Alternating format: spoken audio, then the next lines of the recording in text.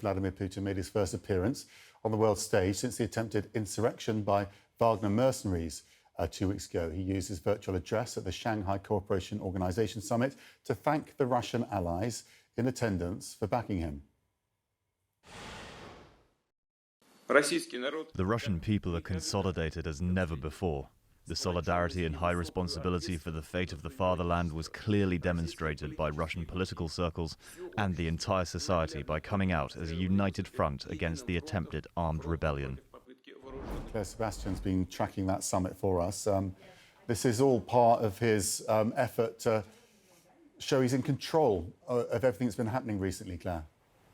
Yeah, this is part of what we've seen the president out and about a lot over the last 10 days or so since we saw the insurrection. The Russian people, he said, more consolidated, more united than ever. It was a united front against the mutiny. I think the audience of this is not just the Russian people, of course, to show that he's still in charge, but the global stage, and in particular, this grouping made up of key Russian allies who have not condemned its war in Ukraine. Very important for Putin right now to make sure that they don't think that Russia is on the verge of collapse. He needs these alliances, in particular for economic reasons now more than ever. China and India, don't forget, are some of the key customers now for Russia's oil that has been displaced as a result of this war and sanctions from former European customers. Russia's oil revenue, by the way, Max, oil and gas revenues in the first 5 months of this year was half what it was the previous year. So I think you can tell from that why these economic relationships are now so important. Russia, of course, also spending a lot more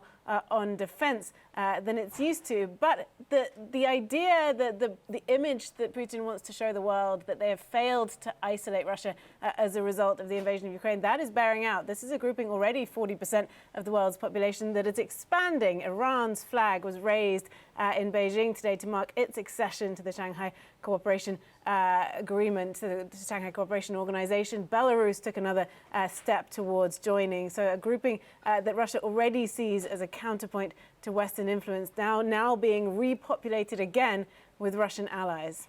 Mark Stewart joins us now. Mark, a key moment for Putin among key allies, those that haven't condemned the war in Ukraine, and increasingly important trade partners too. But I would also argue a delicate balancing act for the likes of Xi Jinping of China, also Prime Minister Modi of India too, having just been courted in the United States. Friends, but not too friendly.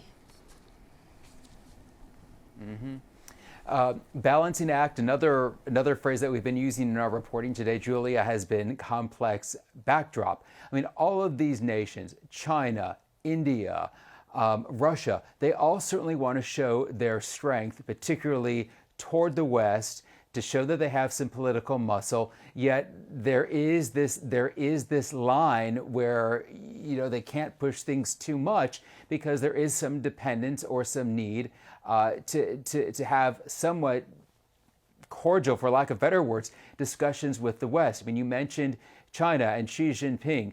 I mean, right now, China, as we both know as students of China, China is facing a very precarious economic situation. So it is leaning on the West. It is getting ready for a visit by Treasury Secretary Janet Yellen.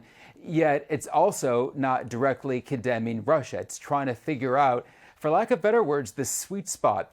President Xi, or Chinese leader Xi, did address the organization during its opening meeting today. Let me just share with you some of the phrasing that was used, because I think that also proves an important point. Xi said today, the world is full of chaos and changes unseen in a century are accelerating. Human society is facing unprecedented challenges. Unity or division, peace or conflict, cooperation or confrontation. A series of rhetorical questions to basically bring up this broader point of the need for win-win cooperation, if you will. Despite all of these statements, though, there is no question that China is going to be very resolute in its approach to all of this. China and Russia are two of the nations, along with former Soviet republics, that formed this SCO alliance, this Shanghai Cooperative Organization. So expect them to stay to script, but to go back to this phrase, Julie, as you brought up before, balancing act, it's just a political necessity in this current global landscape. Absolutely, and we're just showing images actually of when they got together back in 2019. Easier to perhaps enact that delicate balancing act virtually rather than in person. Mark Stewart, thank you for that.